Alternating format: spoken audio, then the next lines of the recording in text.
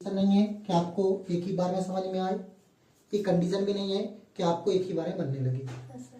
नहीं बनेगा कोई परेशानी नहीं है, एक बार में नहीं बनेगा कोई दिक्कत नहीं, 2 बार नहीं बनेगा, 3 बार नहीं बनेगा, ये कोई कंडीशन नहीं। कंडीशन ये है कि जितना पढ़ा उतना आपसे बने। महत्वपूर्ण ये नहीं होता है कि हमारी प्रश्नावली खत्म हो गई है, महत्वपूर्ण ये होता है कि हमें संतुष्टि हो कि हमने जो पढ़ा है वो हमसे बन रहा है। तो सबसे पहले तो पाठ का नाम है अध्याय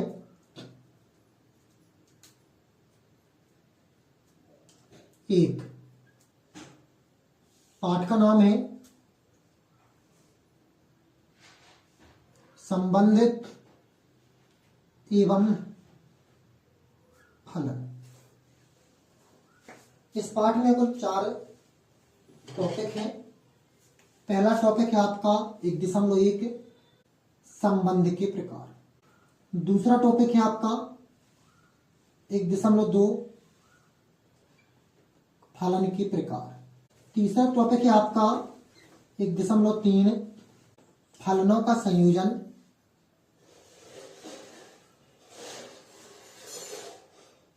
फलनों का संयोजन एवं या तथा भी लिख सकते जो तुम्हें लिखना हो, व्युत्क्रमणीय फलन।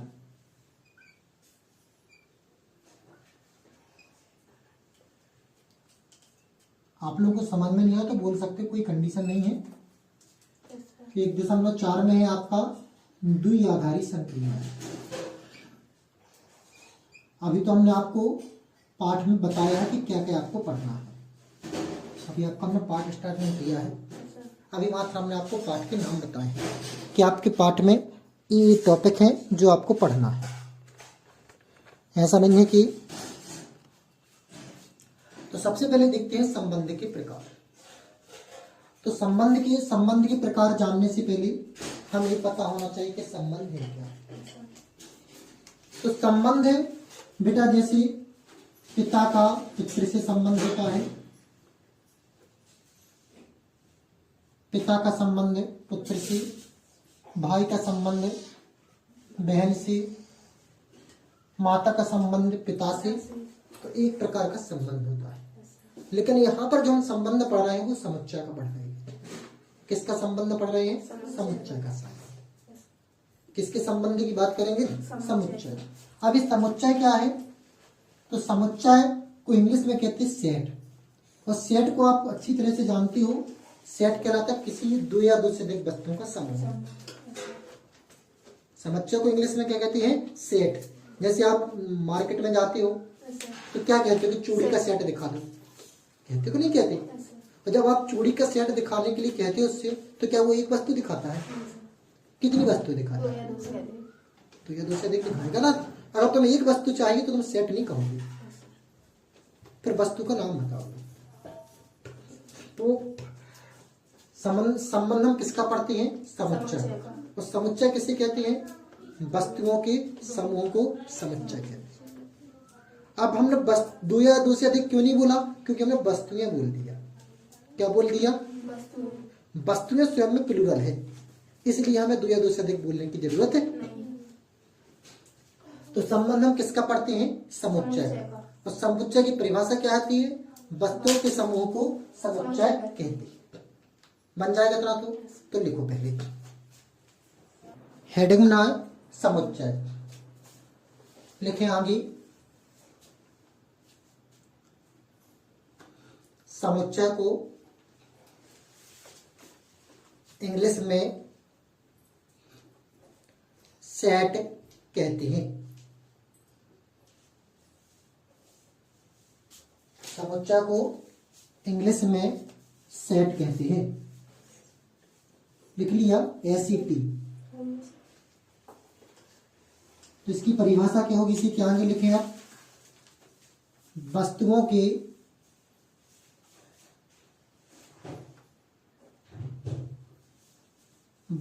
के समूह को समुच्चय कहती है।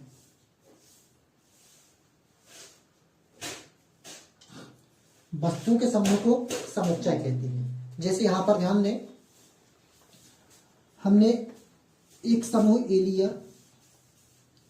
एक समूह ए लिया, इस समूह का नाम ए दिया, इस समूह का नाम बी दिया। इस समूह हमने वस्तु 1 2 3 4 लिया। इस समूह में वस्तु 1 2 3 4 5। ये कोई कंडीशन नहीं है कि जो वस्तुएं हैं वो एक से नहीं हो सकती है। वस्तु एक से भी हो सकती है और भिन्न न हो सकती है। ऐसा कोई नहीं है कि सर इसमें वही सब वस्तु है, इसमें भी वही है। वस्तु एक जैसे भी हो सकती है और अलग अलग भी हो सकती है। तो वस्तुओं को जो समूह होता है वो समुच्चय होता है। उस समुच्चय का ही हम क्या पढ़ते हैं? संबंध। जैसे वस्तु 1 है तो हमने वस्तु 1 को 2 से जोड़ दिया, 2 को वस्तु 3 से जोड़ दिया, 3 को वस्तु 4 से जोड़ दिया और 4 को वस्तु 5 से जोड़ दिया। एक को एक से नहीं जोड़ सकते? जोड़ सकते हैं हम। एक को एक से अधिक वस्तुओं से भी जोड़ सकते हैं।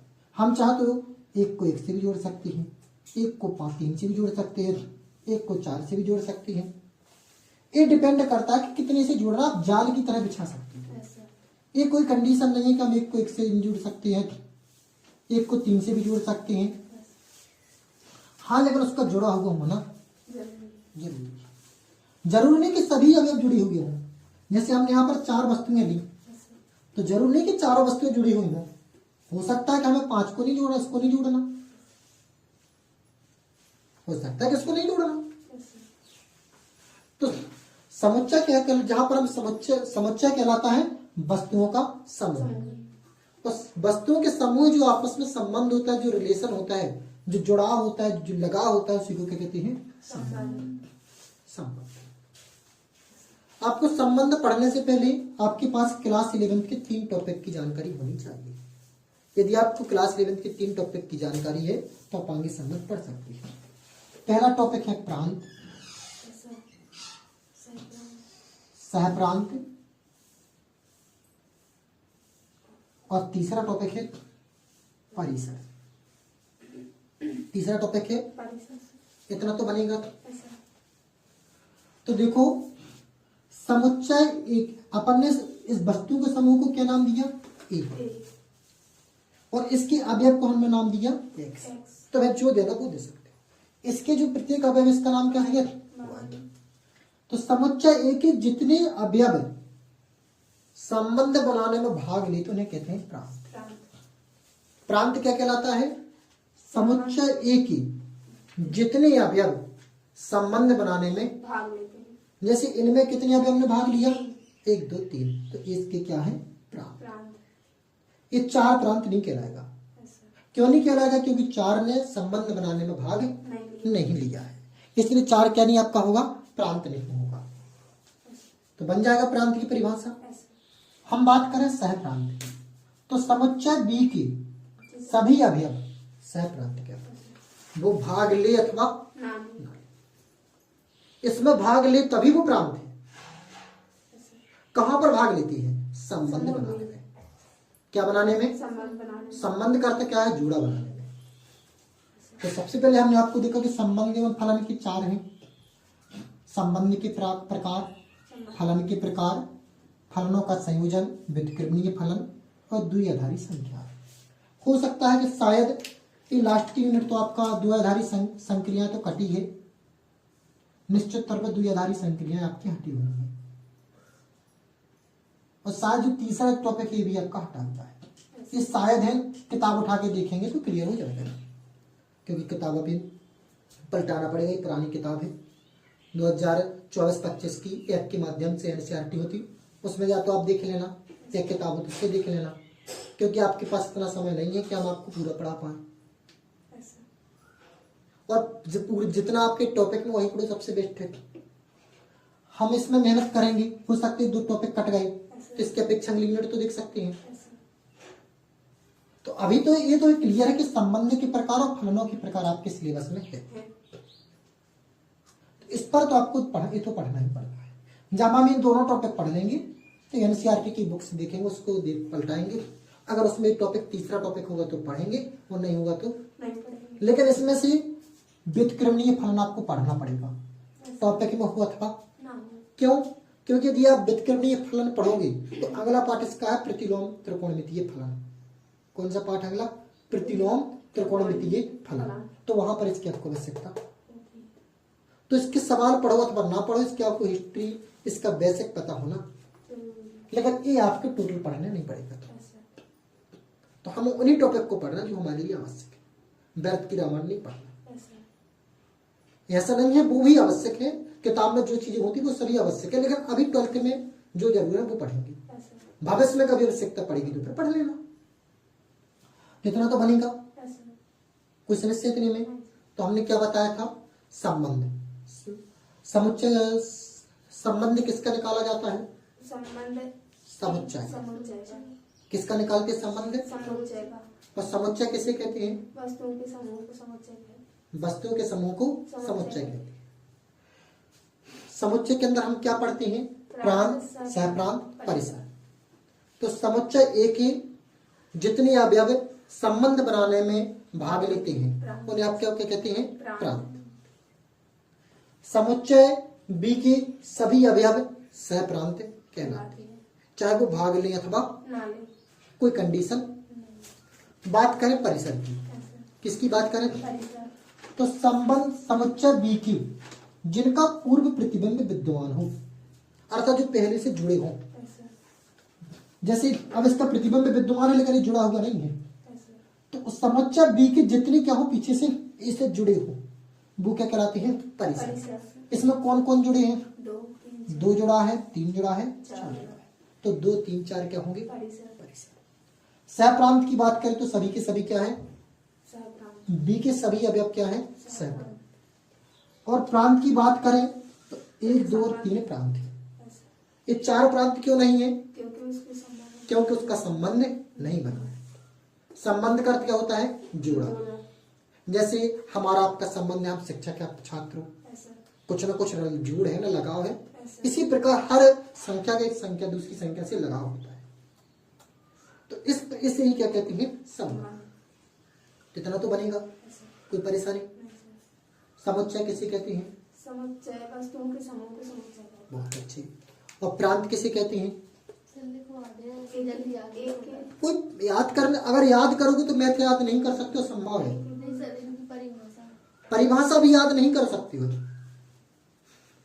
मैथ एक ऐसा सब्जेक्ट है जो याद नहीं किया जा सकता, समझा जा सकता है। यदि याद ही करना होता तो फिर आप बायोलॉजी से तैयारी करते। यदि याद ही करना तो फिर बायोलॉजी है, आर्ट का कोई सब्जेक्ट ले लो। गणित टोटल डिपेंड करती है समझने पर। प्रांत कहलाता है समुच्चय एक ही जितने अवयव संबंध बनाते हैं वो प्रांत कहलाते हैं। वो क्या कहलाते हैं? और सहप्रांत कहलाते हैं समुच्चय बी के। और परिसर कहलाते हैं समुच्चय बी के जो जितने अवयव जुड़े हो, यानी एक पूर्व प्रतिबिंब विद्यमान हो। मतलब इनमें जिस सबले सहप्रांत नहीं है, इनमें से जुड़े कौन कौन है? 2, 3, 4। तो ये परिसर है। अगर हम सहप्रांत की बात करें तो 5 के 5 और प्रांत की बात करें तो 1, 2, 3, लेकिन किसके? समुच्चय एक। प्रांत किसमें देखा जाता है? मतलब ई तरफ में, और सहप्रांत बी में। तो बनेगा इतना तो? चलो लिखो। तो हेडिंग बनाओ प्रांत की। प्रांत में लिखो समुच्चय एक बाहर नहीं लिखना, समुच्चय एक जितने अवयव संबंध बनाते हैं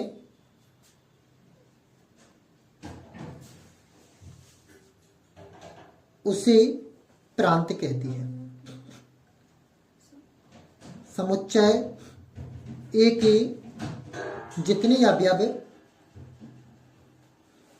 संबंध बनाते हैं उसे प्रांत कहते हैं।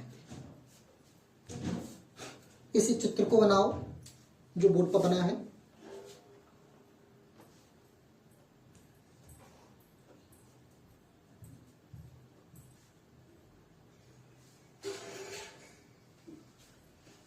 बना लिया। तो देखें, प्रांत की बात करेंगे तो प्रांत में कौन कौन आएंगे? 1 2 3 1 2 3। ठीक है, ऐसा कोई समस्या? नहीं। अब हेडिंग बनाओ सह प्रांत की।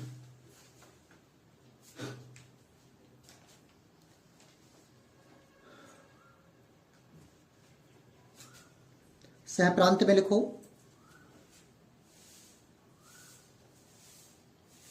समझ में तो आ रहा कि नहीं? ऐसा बन जाएगा। देखो, प्रयास करना है कि आपकी एक दिन में इसका बेसिक खत्म हो जाए। ऐसा यदि आप एक दिन में बेसिक खत्म करोगे तो आप तय समय पर आप ये किताब खत्म कर पाएंगे। और एक दिन में इसका बेसिक खत्म नहीं हुआ तो फिर दूसरे उस दिन हमें उदाहरण लिखने पड़ेंगे, अभी ऐसा फिर सवाल देखेंगे तो लंबा समय निकलेगा। तो सहप्रांत में लिखो समुच्चय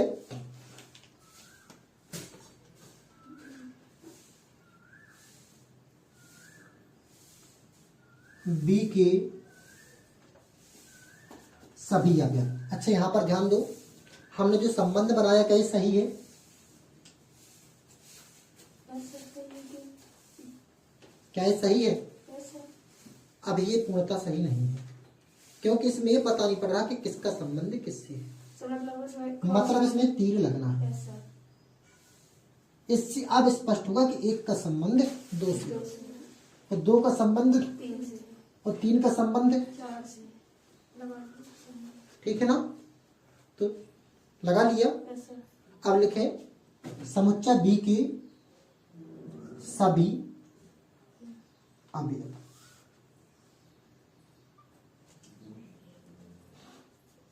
समुच्चय बी के सभी अवयव सह प्रांत कहलाते हैं। तो देखो, लिख लिया। ऐसा प्रांत में कंडीशन होती है। क्या कंडीशन है? कि जो संबंध बनाते हैं वही प्रांत है। ऐसा लेकिन सह प्रांत में कोई कंडीशन, नहीं। संबंध बनाए या ना बनाए, वो क्या कहलाएंगे? आपकी सहप्रांत सह प्रांत कहलाएंगे। तो इसके एग्जाम्पल में क्या लिखोगे आप? 1 2 3 4 5 बन जाएगा ना? ऐसा लिखो जल्दी से। अब हम बात करें परिसर की। तो परिसर कौन कहलाती है? जो सर बी के साथ समुच्चय बी के में जिसका पूर्व प्रतिबिंब विद्यमान हो, मतलब जिन समूहों जिन अवयवों का संबंध बना हो। जैसे 1 2 3 4 5 अवयव हैं, ऐसा तो इनमें से किनका संबंध बना है? 2 3 2 का, 3 का और 4 का। तो ये क्या कहलाएंगे? आपकी परिसर। तो परिसर की हेडिंग बना लो। लिखो समुच्चय बी के वह अवयव जिसका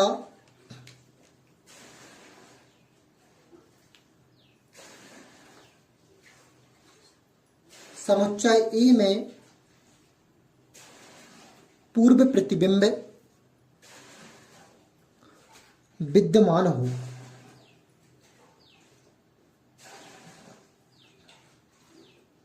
विद्यमान लिखते बन जाएगा, ऐसा लिखना है। विद्यमान का तात्पर्य उपस्थित हो।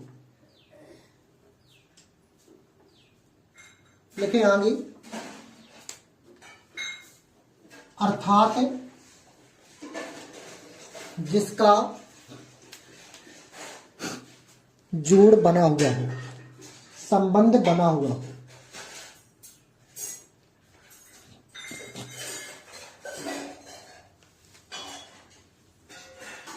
अब बेटा ये तो अपन ने पढ़ लिया। अब इसके बाद स्टार्ट होता है 12वीं का। अब क्या प्रारंभ होता है?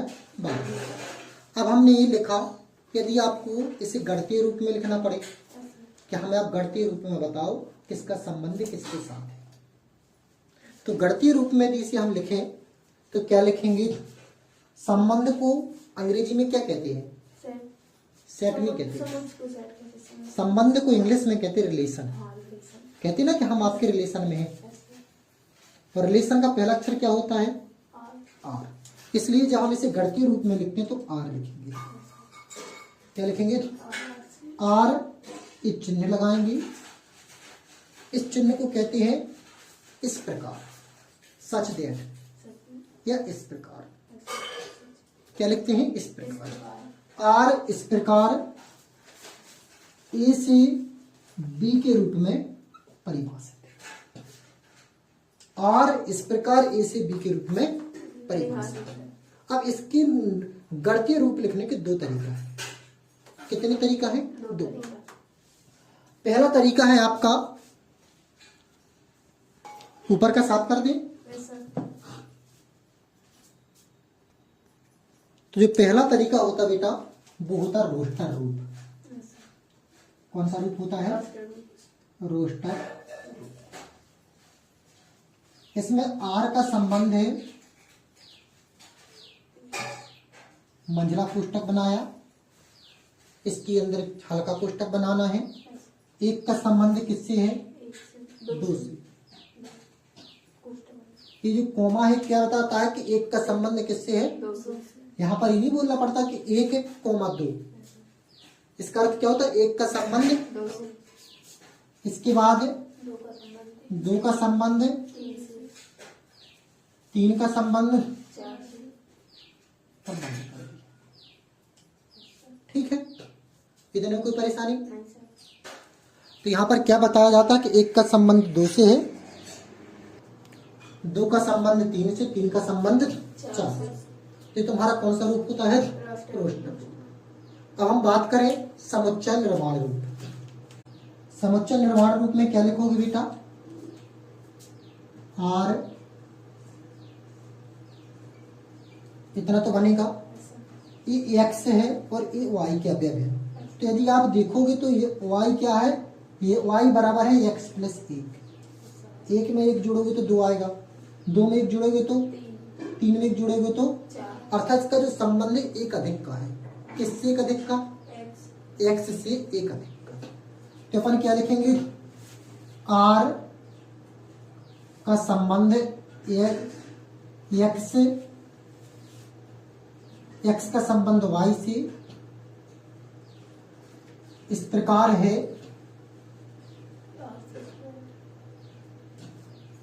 रुक जाओ, देखो बेटा, एक्स का संबंध वाई से इस प्रकार है, वाई बराबर एक्स प्लस एक। यही संदर्भित है ना कि वाई किससे बड़ा है? एक्स से एक बड़ा है। यहाँ पर ए है और यहाँ पर, अब यहाँ पर हमने ए दिया, यहाँ पर बी दिया, यहाँ पर एक्स लिखा, यहाँ पर वाई लिखा। तो ए क्या है? समुच्चय। और बी क्या है? समुच्चय। और एक्स क्या है? इसके अवयव, मतलब जो 1 2 3 4 है। और वाई क्या है? इसके अवयव। और ये संबंध किसका है? वाई का संबंध एक्स से एक अधिक है। देखो, एक का संबंध दो से मतलब एक से अधिक दो, दो का संबंध तीन से मतलब दो में जब हम एक जोड़ेंगे तो क्या आएगा? तीन का संबंध चार से मतलब तीन में जब हम एक जोड़ेंगे तो क्या आएगा? चार। तो यही है ना वाई में, यही संबंध बताता है। अब देखो बेटा, एक्स किसे संदर्भित करता है? ए को। X belong to a. Y किसे संदर्भित करता है? बी को। ये कहलाता है समुच्चय निर्माण, मतलब प्रदर्शित करता है। बिलोंग का तात्पर्य हेतु, मतलब एक्स ए को प्रदर्शित करता, वाई बी को बनेगा। अब इसके बाद नया टॉपिक स्टार्ट होता है जो आपका 1.1 है, संबंध के प्रकार। तो इतना तो बनेगा, तो लिखो इतना। अब देखेंगे अपन क्या? संबंध की प्रकार। एक बात याद रखना, समझ में ना आए तो बता देना, क्योंकि हमारा पढ़ाना तभी तक सारगर्भित है जब तक आपसे बने। हमने पढ़ाया, आपसे बन रहा तो पढ़ाना सारगर्भित है। हमने पढ़ाया, भागवत की कथा वांची और चले गए तो हमारा पढ़ाना आसान है, क्योंकि फिर तो ऐसा होगा कि आप किताब से देख लो, क्योंकि ना वो किताब से बनना ना हमारे पढ़ाने से। तो यदि बन रहा तो बताना, ना बने तो भी बताना, क्योंकि गणित में एक सवाल को लगाने की कई विधियां होती हैं। रास्ता अनेक होती, मंजिल एक होती है, तो हम दूसरी विधि यूज कर लेंगे। ऐसा और वैसे तो आप लोग दो हो, तो बड़ी आसानी से समझ में आएगा। ऐसा देखो, संबंध के प्रकार आपकी क्लास में 3 प्रकार के संबंध महत्वपूर्ण है मुख्य रूप से। वैसे तो आपकी किताब में रिक्त संबंध है, सार्वत्रिक संबंध 2 और दिए हैं, लेकिन आपकी किताब में मुख्य तौर पर 3 संबंध है। पहला संबंध है स्वतुल्य संबंध। पहला संबंध क्या है? स्वतंत्र संबंध। स्टार्ट आपके स्वतुल्य संबंध से होती है। पहला संबंध है स्वतुल्य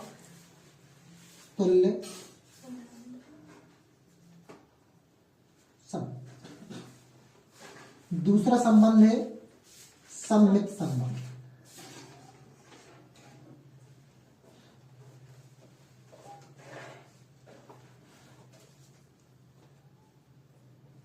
और तीसरा संबंध जो आपका है संक्रामक संबंध।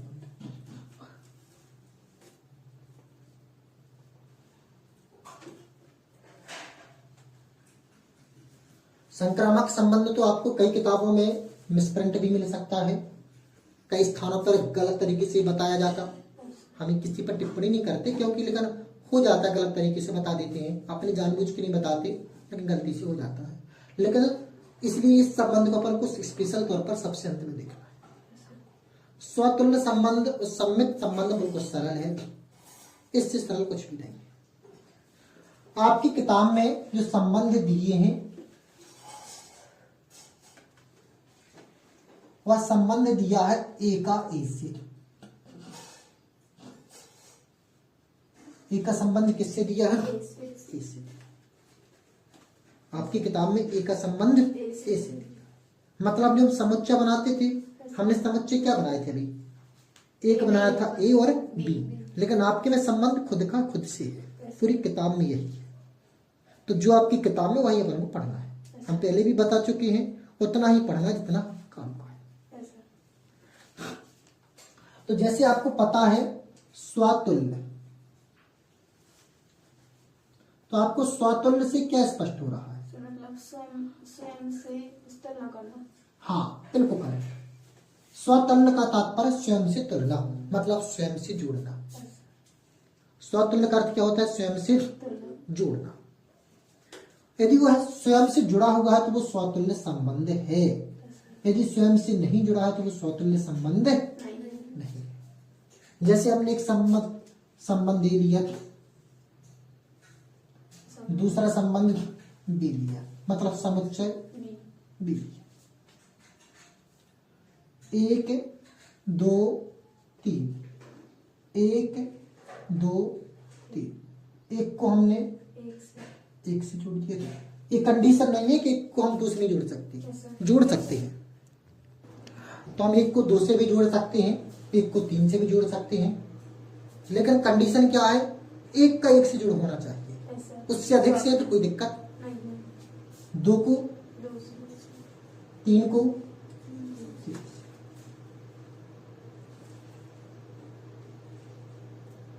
मतलब 1 का संबंध 1 से होना चाहिए, 2 का संबंध और 3 का संबंध उससे ज्यादा से हो कोई लेना देना, लेकिन स्वयं का स्वयं से संबंध।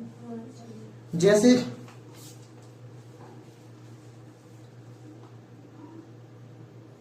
एक का संबंध किससे है? 2 का संबंध, 3 का संबंध, तो ये तुम्हारा कौन सा संबंध है? स्वतुल्य संबंध। खुद का खुद से संबंध होना ही स्वतुल्य संबंध। इससे अधिक से हो तो कुछ लेना देना। और इसमें सबसे महत्वपूर्ण होती है ए बिलोंग्स टू ए, मतलब यहाँ पर जो ए लिया जाता है सभी के लिए लिया जाता है, मतलब जितने जुड़े हो सभी जुड़ के होना चाहिए, जितने भी अवयव हो सभी होना चाहिए। अगर कोई भी हम यहाँ पर 3 का 3 से संबंध ना ले तो स्वतुल्य संबंध है। जितने यहाँ पर अवयव हैं सभी जुड़े हुए होना, तभी वो कौन सा संबंध है? स्वतुल्य संबंध। और सर मतलब बी वाले समक्ष में ज्यादा हो, उससे कुछ नहीं लगना है। पहले तो अभी अब ज्यादा है, कोई दिक्कत एक ही सभी जुड़े रहने चाहिए। मतलब जितने, अच्छा इस समय ज्यादा हो, ऐसा लेकिन हो तो उससे लेकिन जुड़े सभी होने चाहिए। ऐसा जितने यहाँ पर हो वो सभी जुड़े होना चाहिए, एक ही जुड़े मतलब सब उसी से जुड़े होने चाहिए। जितने अब हो वो सभी जुड़े, होने चाहिए। ठीक है। अब हम बात करो किसकी, सम्मित संबंध। तो सम्मित संबंध होता है उलट पलट, इसमें सभी जुड़े होने चाहिए, इसमें का सभी जुड़े होने की कोई कंडीशन नहीं है। अगर लिया जाए, जैसे हमने बात करी सम्मित संबंध, सम्मित संबंध में क्या होता है बेटा, एक का किससे जुड़ा हो, दो से, तो दो किससे जुड़ा होना चाहिए, तीन से, एक से उल्टा होता है, ऐसा उलट पलट होता है। और इसमें एक कंडीशन नहीं होती कि सभी जुड़े हो, इसमें एक कंडीशन नहीं, कि सभी जुड़े हो, बस उलट पलट होना चाहिए। यदि एक दो से जुड़ा है तो दो, एक से जुड़ा होना चाहिए, यदि दो तीन से जुड़ा है तो तीन, दो दो से जुड़ा होना चाहिए। तो वो कौन सा संबंध है, सम्मित। इसमें क्या होना चाहिए, रिवर्स होता है इसमें। ऐसा और इसमें क्या होता है, स्वतुल्य में स्वयं को स्वयं स्वयं का स्वयं से। तो हेड बना लो, संबंध के प्रकार लिख लो। देखो बेटा, यहाँ पर ए का ए से संबंध हम पढ़ रहे हैं, तो यहाँ पर बी नहीं होगा, क्या होगा, यही हुआ। ए होगा। अब पहले संबंध के हेड बना लो, स्वतुल्य संबंध बना लिए नहीं, कैसे लिखो, खुद के साथ संबंध, खुद के साथ संबंध, खुद के साथ संबंध लिख लिया। इस संबंध में एक के सभी अवयवों का संबंध होना चाहिए। ऐसा भी हो सकता बेटा, ऐसा नहीं है कि एक के दो से संबंध नहीं हो सकते। खुद का खुद से हो, इससे लेना देना नहीं है। और हम एक का दो से भी संबंध कर सकते हैं, एक का तीन से भी संबंध कर सकते हैं, लेकिन खुद का खुद से होना जरूरी है सब। ठीक है ना। खुद का खुद से होना जरूरी, एक से अधिक हो तो कोई लेना देना, लेकिन खुद का खुद से हो। जितने अवयव हैं उनका सभी का संबंध, जैसे इसमें कुल कितने अवयव थे, तीन, तो तीनों का संबंध है। यदि इसमें चार अवयव थे तो चारों का संबंध होना जरूरी है। अगर एक भी अवयव छूटता तो वो स्वतंत्र संबंध नहीं, अगर ई में अभी अब ज्यादा हो गए तो भी बराबर ही अवयव होता। लिख लिया, क्योंकि खुद का खुद से है तो जितना होगा तो नहीं होंगे दोनों, ऐसा दूसरा तो ले ही रहे हैं। अब हेड बना लो, सममित संबंध लिखो। इस संबंध में उलट पलट संबंध होता है, इस संबंध में उलट पलट संबंध होता है। अर्थात यदि एक का संबंध, ऐसा लिखना बेटा, एक का संबंध दो से है, यदि एक का संबंध दो से है तो दो का संबंध एक से होना चाहिए। यदि एक किससे जुड़ा है तो दो किससे होना चाहिए, तो वो कौन सा संबंध है, सममित संबंध। यदि ऐसा नहीं है तो सममित संबंध। लिख लिया बेटा। स्वतंत्र संबंध में एक लाइन छोड़ चुके अपन, क्या छोड़ चुके, इसका गणितीय रूप छोड़ चुके। तो गणितीय रूप होता है ए का संबंध ए से बिलोंग टू, इसका क्या होता है गणितीय रूप, किसका गणितीय रूप है, स्वतंत्र। इसकी गणितीय रूप ये हो जाएगा, इसका गणितीय रूप है। लिख लिया। अब जरूर नहीं कि हमने एक लिखा तो आप एक ही लिखो, ए बी कर सकते हो। ए का संबंध बी से तो बी का संबंध किससे होना चाहिए, सी का संबंध डी से तो डी का संबंध, जैसे हमारा संबंध आपसे तो आपका संबंध हमसे होना चाहिए। जैसे हम आपके हमारा आपसे संबंध है शिक्षक का, तो हमारा हमसे संबंध है छात्र। तो यदि हमारा संबंध आपसे तो आपका संबंध, तो वो कौन सा संबंध है, सममित संबंध। और खुद का खुद से संबंध कौन कहलाता है, स्वतुल्य। तो उलट पुलट संबंध क्या कहलाता है? संबंध। संबंध। चलो वो इलास्टिक दिख रहा है। जैसे अपन एक का संबंध किससे किया? दो से। दो का संबंध किससे होना चाहिए? तीन से। एक। से। उलट पुलट मतलब, उलट पुलट। और इसमें एक कंडीशन नहीं है कि जितने अवयव हो सभी का संबंध हो, जितने लिखे हो उनका उलट होना चाहिए। यदि एक लिखा हो तो उनका उलट होना चाहिए, दो लिखे तो उसका उलट। बन जाएगा। इस एग्जाम्पल के लिखो। सर इसका मतलब दोबारा नहीं हो सकता, क्या? मतलब जैसे 2 का 3 में नहीं हो सकता, तो 2 का 3 में तो फिर 3 को 2 में भाव चाहिए। मतलब हो सकता हो सकता है। यदि 2 का 3 से तो 3 का है। 2 से। 3 है। यदि 3 का 4 से तो 4 का 3 से। उलट पुलट।